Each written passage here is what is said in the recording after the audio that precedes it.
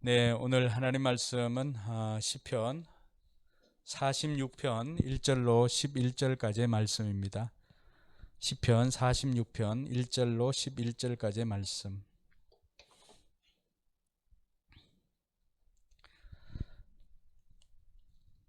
어, 다들 개역 개정인가요?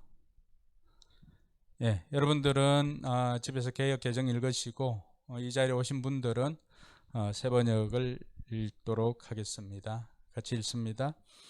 하나님은 우리의 피난처이시며 우리의 힘이시며 어려운 고비마다 우리 곁에 계시는 구원자이시니 땅이 흔들리고 산이 무너져 바닷속으로 빠져들어도 우리는 두려워하지 않는다. 물이 소리를 내면서 거품을 내뿜고 산들이 노하여서 뒤흔들려도 우리는 두려워하지 않는다. 셀라. 오 강이여, 그대의 줄기들이 하나님의 성을 즐겁게 하며 가장 높으신 분의 거룩한 처소를 즐겁게 하는구나. 하나님이 그 성 안에 계시니 그 성이 흔들리지 않는다. 동틀녘에 하나님이 도와주신다. 민족들이 어르렁거리고 왕국들이 흔들리는데 주님이 한번 호령하시면 땅이 녹는다. 만군의 주님이 우리와 함께 계신다. 야곱의 하나님이 우리의 피난처시다. 셀라.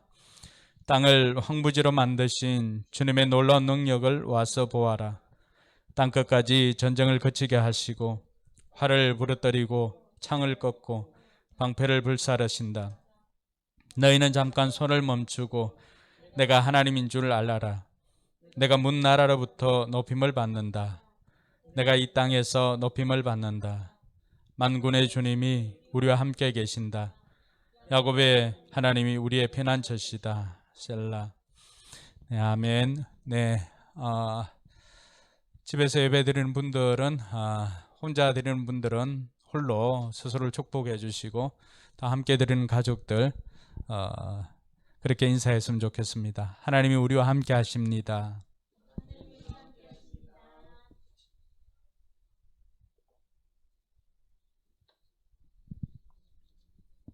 네, 한번 인사하니까 끝나네, 그죠? 네. 예배에 집중을 위해서 어떻게 하면 저도 좀 집중 있게 설교를 할까 고민을 합니다. 어쨌든 오프라인 때보다는 온라인으로 할 때 좀 더 임팩트 있게 좀 짧게 하려고 계획은 중입니다. 계획 중인데 실제로 될지는 모르겠습니다. 코로나가 많은 사람들을 힘들게 합니다. 지금 이 시간에도 우리가 마스크를 끼고 이렇게 하는 게 쉽지만은 않습니다. 또 우리 전사님 찬양을 했는데 마스크 끼고 찬양한다는 것도 쉽지 않고 또 마스크 끼고 강의나 또 이렇게 설교를 하는 것도 쉽지는 않습니다. 또 사업장에서나 직장에서도 마스크를 끼고 계속해서 무언가를 한다는 것이 쉽지 않습니다. 근데 우리도 이런데 가끔 길을 갈 때 정말 작은 아이들, 로운이나 뭐 로운이보다 좀 큰 아이들조차도 마스크를 끼고 다니는 거 보면은 아니 세상에 어떻게 해서 이런 세상이 왔나라고 할 정도로 그런 생각이 들 때가 많습니다. 근데 코로나가 어쨌든 우리 많은 사람들을 힘들게 하는 것은 사실입니다. 또 좀 잡혀가는 것 같다가 또 여러 가지 일들로 인해서 이렇게 확산되니까 그 이전보다도 마음이 무거워지는 것은 사실입니다. 근데 코로나 이전에도 온 인류를 힘들게 하는 병들이 많이 있었습니다. 특별히 18세기에는 패스트와 또 결핵이 사람들에게는 불치의 병이었습니다. 이 패스트를 걸리면 급속하게 죽음을 맞이하게 됩니다. 그래서 사람들은 이 패스트를 검은 죽음이다라고 그렇게 별명을 지어서 부르기도 했습니다. 요즘은 덜하지만은 결핵도 마찬가지였습니다. 결핵도 불치의 병이었는데 근데 패스트와는 다르게 결핵은 사람들이 서서히 죽어갑니다. 생기를 잃고 또 창박하게 말라서 죽어갑니다. 그래서 사람들은 이 결핵을 하얀 죽음이다라고 그렇게 별명을 붙여서 불렀습니다. 이 결핵에 걸리면은 생기를 잃을 뿐만이 아니라 그것으로 말미암아 삶의 의욕과 활력을 상실하게 되어서 뭘 하지를 못하게 됩니다. 그래서 그렇게 사람들은 서서히 죽어가게 됩니다. 근데 요즘에는 이제 많이 좋아졌지만은 어쨌든 결핵이 우리를 힘들게 하고 있습니다. 신앙에도 이렇게 결핵과도 같은 그러한 것이 있습니다. 결핵처럼 무기력하게 만들고 우리의 신앙을 공허하게 만들고 또 변질시켜서 서서히 아무것도 할 수 없는 지경에 이르도록 하는 것이 있는데 그것이 바로 두려움입니다. 두려움. 그래서 두려움, 어떻게 보면 그것은 신앙의 결핵과도 같은 것이다 라고 할 수가 있습니다. 우리가 흔히 이 두려움이라고 하면 불안과 두려움이 헷갈릴 때가 있는데 좀 구분해서 우리가 이해를 하고자 하면은 불안은 일어나지 않는 잠재적 위협에 대한 반응입니다. 그래서 가까운 미래에 마주하게 될 사건에 대한 감정을 우리는 불안이라고 그렇게 말합니다. 근데 그러고 보면은 이 불안한 것은 실제로는 일어나지 않을 수도 있습니다. 가까운 미래에 대한 일들이니까요. 그런데 두려움은 그것보다는 좀 우리 앞에 바로 앞에 있는 것입니다. 곧 밀어닥칠 위험에 대한 반응을 우리는 두려움이라고 합니다. 눈앞에 펼쳐진 상황에 대한 그때 일어나는 감정을 두려움이라고 그렇게 말할 수가 있습니다.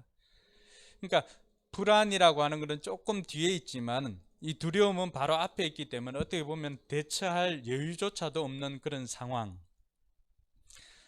그렇게 되다 보니까 이성적인 것을 넘어서서 이 감각적이고 무의식적으로 반응을 하게 만듭니다. 근데 이 두려움은 실체를 파악하면 좀 덜한데 실체를 파악하지 못하면 그 두려움이 훨씬 더 증폭되는 것을 볼 수가 있습니다.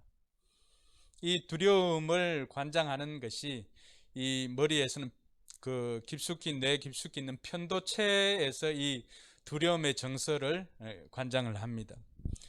편도체는 우리가 일어나는 여러 가지 감정들을 관장하는 것이 편도체인데 이것에 두려움의 기억이 있게 되는 것입니다. 그래서 사람들 실험할 때 이 편도체를 제거를 해 보았습니다. 생쥐에게도 있거든요. 편도체를 제거해 보니까 어떤 일이 생기냐 그러면은 이 생쥐가 겁없이 뱀하고 이렇게 뽀뽀를 하려고 달려드는 것을 봅니다. 그만큼 이 두려움을 느끼지 못하면은 이러한 행동을 서슴지 않고 합니다. 그러니까 이 두려움이라고 하는 것은 통제되지 않으면은 굉장히 위험하지만 통제만 할 수 있다면은 이것은 우리의 생존을 굉장히 보호해 주는 역할을 합니다.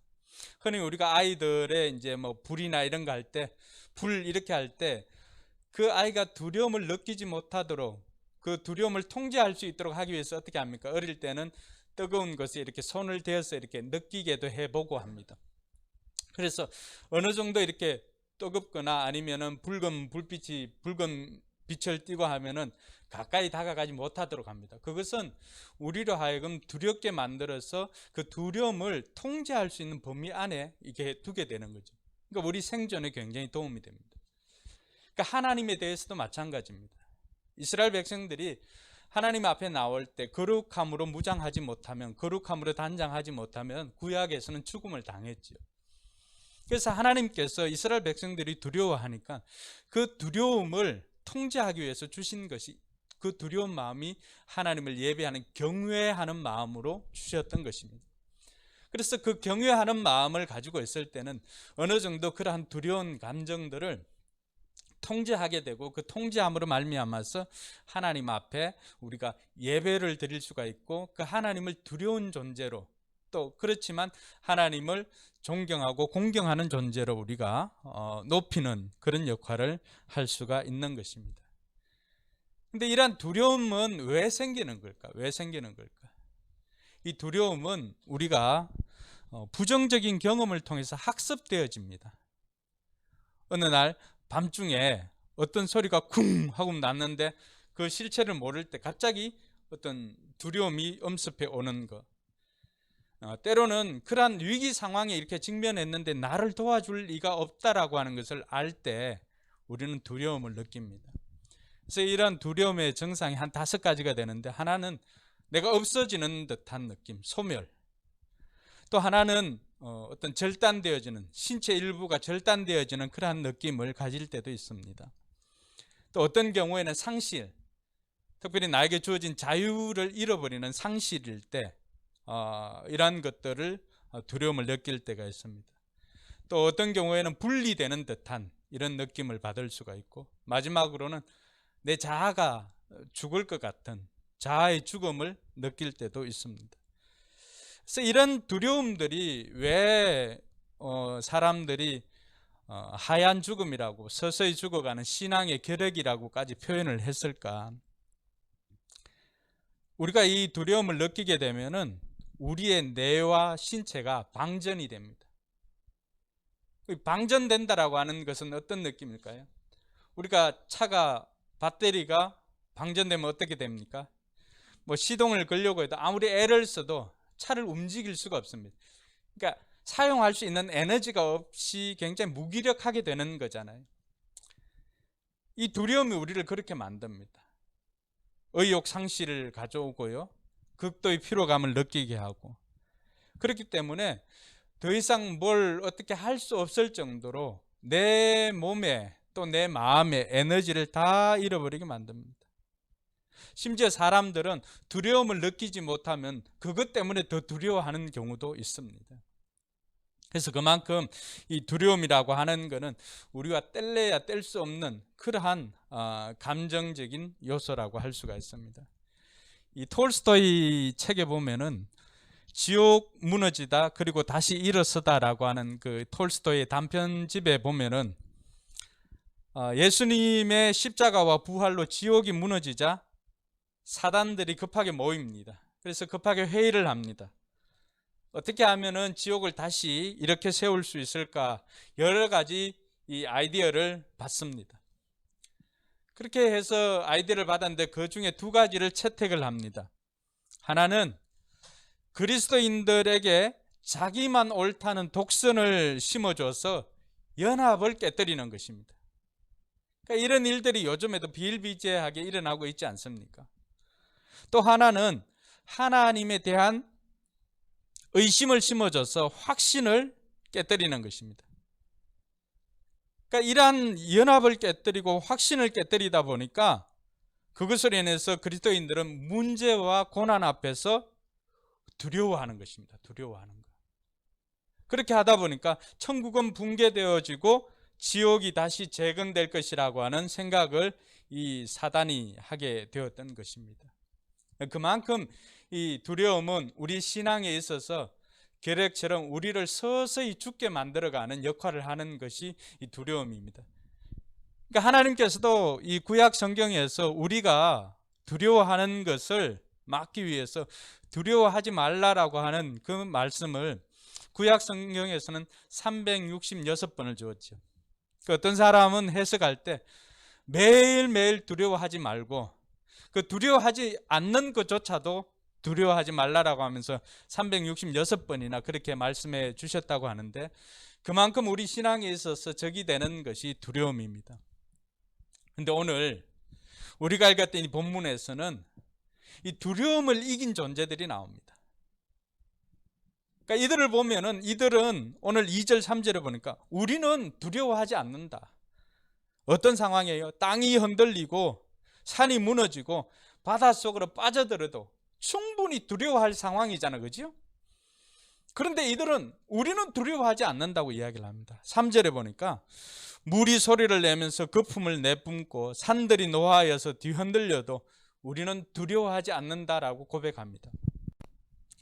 아니, 이 사람들은 도대체 누구이길래, 이 사람들은 또 어떤 사람들이길래 자신들은 이러한 누가 봐도 두려워할 상황인데도 불구하고 두려움을 느끼지 못하고 두려움을 이기고 두려워하지 않는다라고 고백할 수가 있을까? 이들의 비결을 살펴보면은 오늘 저와 여러분들도 우리 주변에 우리를 두렵게 하는 많은 것들이 있는데 그러한 것들을 넘어서 두려움을 이기는 비결을 배울 수 있겠다는 생각이 듭니다. 시편 46편 그 표제를 보니까 지휘자를 따라서 알라못에 맞춰 부르는 노래 고라 자손의 시라고 이렇게 되어 있습니다. 여러분, 이 고라 자손들, 이들이 어떤 사람들입니까? 이들이 처음부터 하나님 앞에 하나님을 노래하고 처음부터 감사와 은혜로 살았던 사람들이 아닙니다. 이들은 출애굽 이후에 광야에서 모세를 시기하고 아론을 시기하고 대적했던 사람들의 후손입니다. 그러니까 이들이 모세와 아론을 시기하니까 하나님께서 이들을 하루는 250명 다 부릅니다. 다 불러서 그 하나님 앞에 다 서게 하고는 하나님께서 정말로 택하여 세운 자가 누구인가를 가르쳐 주면서 이들을 땅이 갈라져서 고라 자손들의 후손과 다단과 아비람을 다 삼켜버립니다. 생매장시켰던 것이죠.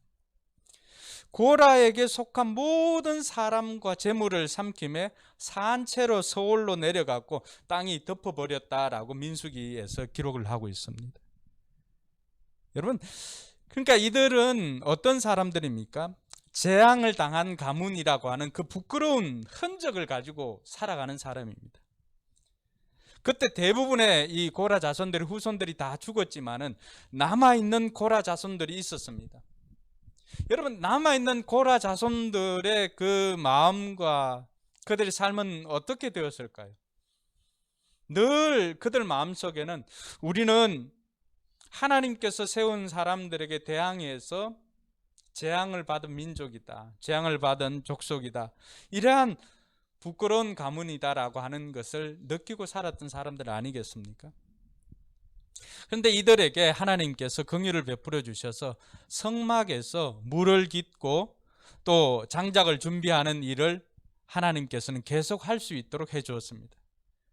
그러니까 이들은 어떻게 보면은 하나님의 전인 성막에서 일을 하고 있다라고 하는 것 자체가 이들에게는 큰 은총이고 큰 은혜였다라고 하는 것을 이들이 너무나 잘 알고 있었던 것입니다.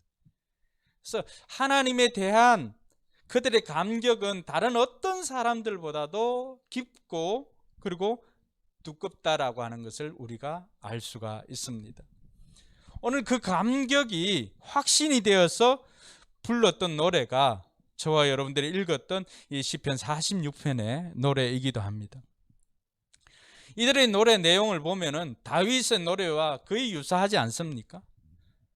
그러니까 왜 이러한 노래를 부를 수가 있는가? 삶 가운데서 그들은 하나님의 은혜를 너무나도 많이 경험했기 때문에 그 자신의 삶에서 경험되어진 하나님을 노래하기 때문에 이러한 내용이 나오는 것이죠. 그러니까 이들의 시는 이들의 노래이기도 하지만 하나님에 대한 이들의 신앙 고백이라고 해도 틀리지는 않습니다. 오늘 저와 여러분들도 우리를 하나님의 자녀로 불러주신 하나님의 은혜를 잊지 않는 저와 여러분들이 되길 바랍니다.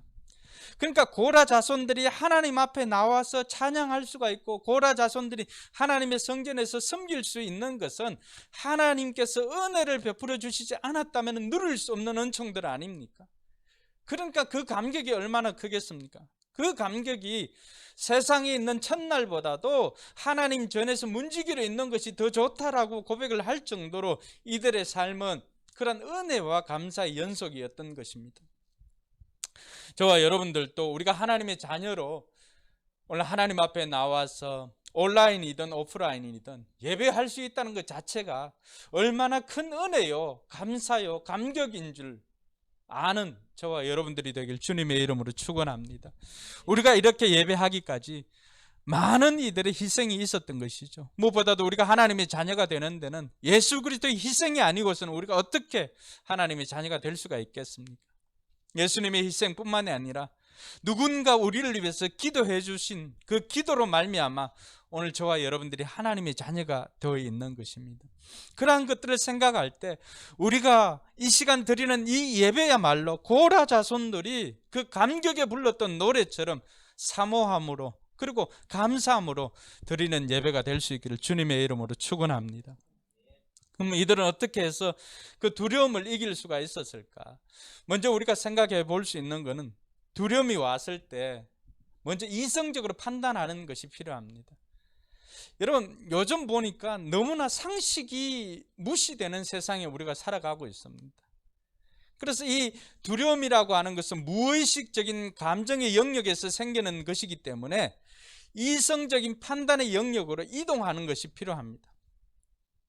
편도체에서 이렇게 두려움이 학습되어졌기 때문에 이 무의식적으로 감정이 생깁니다. 그럴 때 우리는 잠시라도 그것을 가지고 이 이성의 영역으로 이것을 정확하게 판단합니다. 이것이 진짜 두려워해야 될 것인가?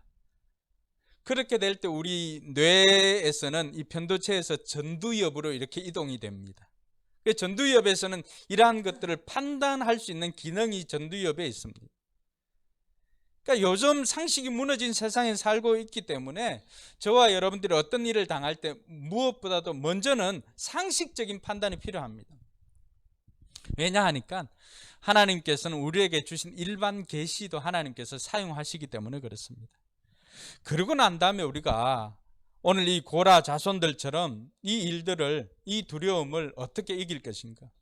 우리는 두려워하지 않을 수 있다, 우리는 두려워하지 않는다라고 고백할 수 있는 것이 무엇 때문일까? 첫 번째는 하나님을 내 마음 중심에 모시는 것입니다.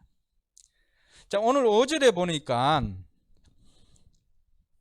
이들이 흔들리지 않을 수 있었던 것은 무엇 때문입니까? 하나님이 그 성 안에 계시니 그 성이 흔들리지 않는다라고 그렇게 이야기를 합니다. 여러분, 우리 마음에 이 무의식적으로 두려움이 생기는 이유는 뭘까요? 두려움이 생기는 이유는 다른 것이 아닙니다.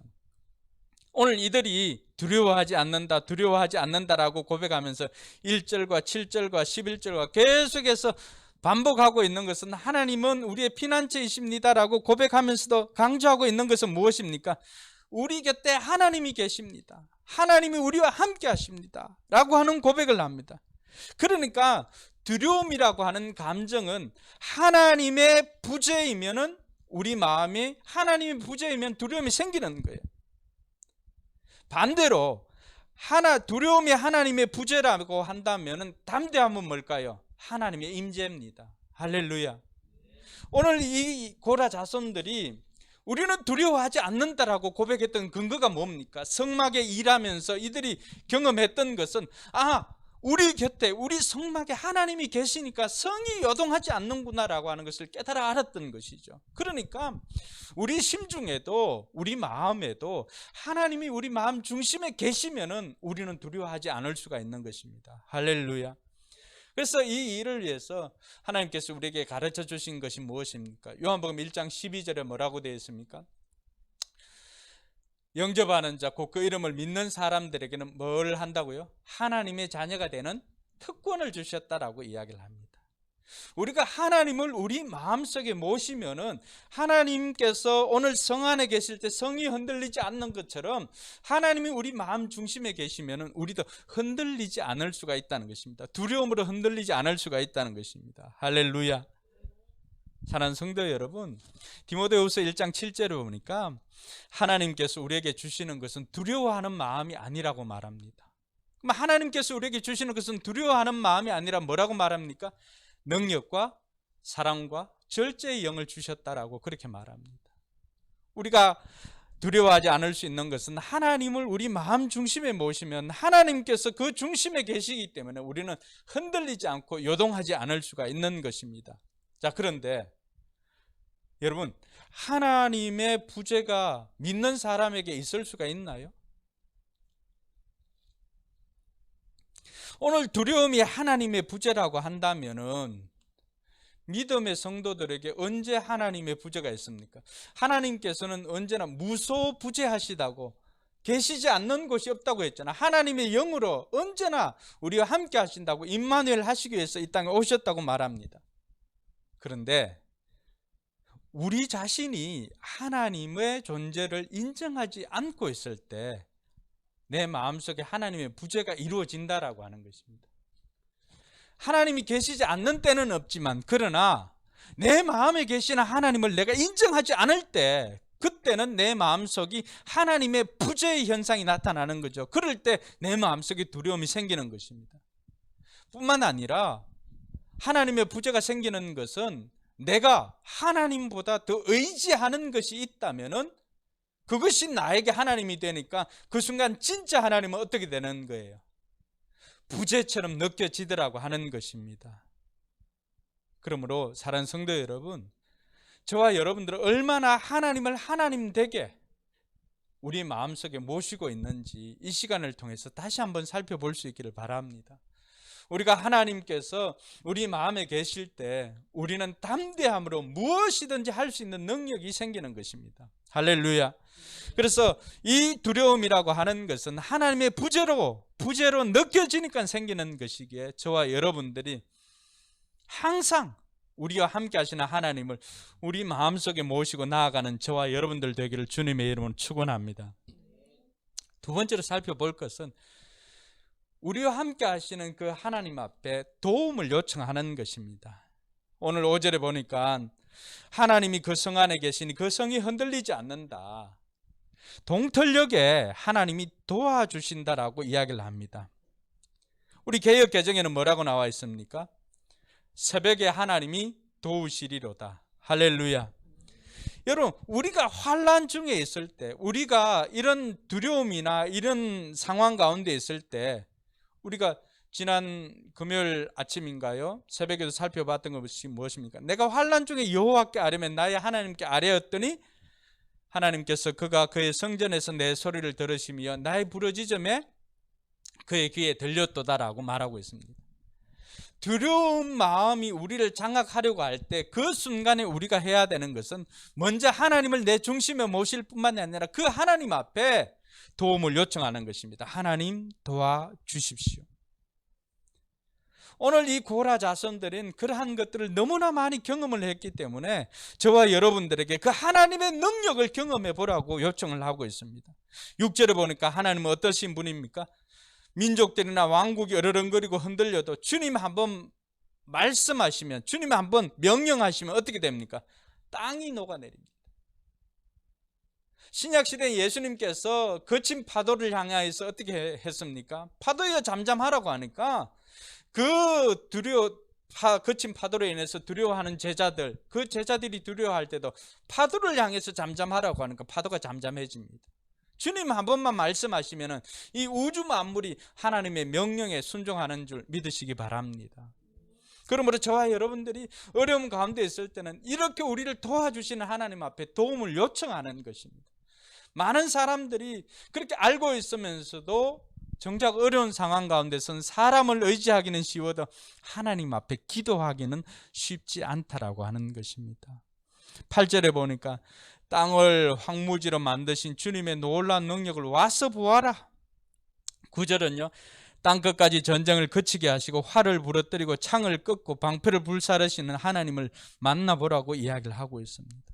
전쟁을 그치게 하시고 땅을 황폐하게 만들어주시고 또 땅을 녹게 만드시는 이 하나님의 능력을 우리가 간구함으로 경험하는 저와 여러분들이 되기를 바랍니다. 그래서 10절에 보면 뭐라고 말합니까? 10절 같이 한번 읽어볼까요? 너희는 잠깐 손을 멈추고 내가 하나님인 줄 알아라. 내가 문 나라로부터 높임을 받는다. 내가 이 땅에서 높임을 받는다. 아멘.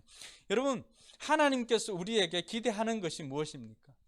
두려운 마음이 생길 때, 두려움이 우리를 엄습해 올 때 그 순간에 하나님께 도움을 요청하고 난다면 뭐라고 말합니까? 너희는 잠깐 손을 멈추고 그 두려워하는 그 상황에서 잠시 좀 머물러라고 하는 것입니다. 왜요?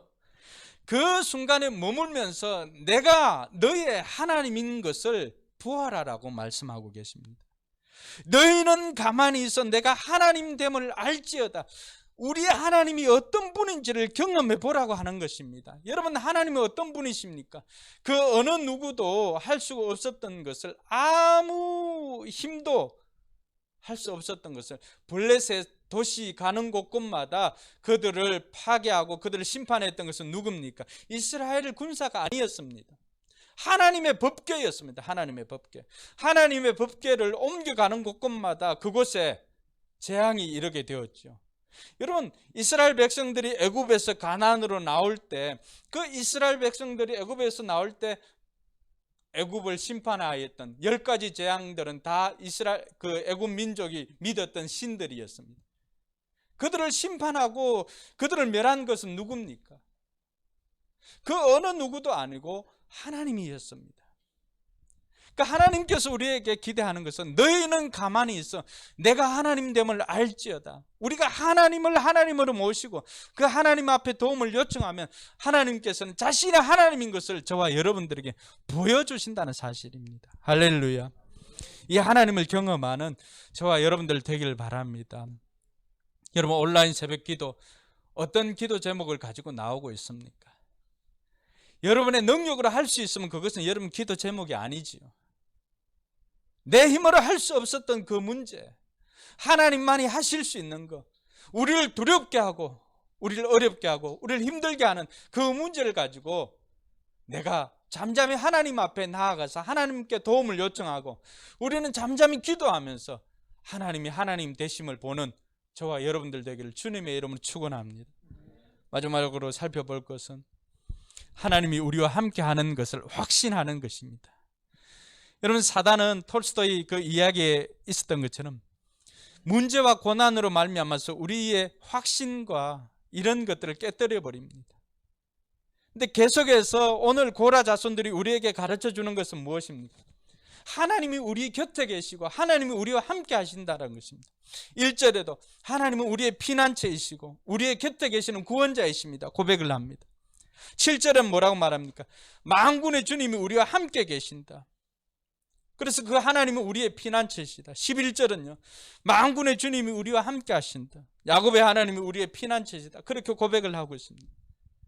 오늘 고라 자손들이 우리는 두려워하지 않는다. 우리는 두려워하지 않는다. 그렇게 두려워하지 않는다라고 선포할 수 있었던 이유가 뭘까요?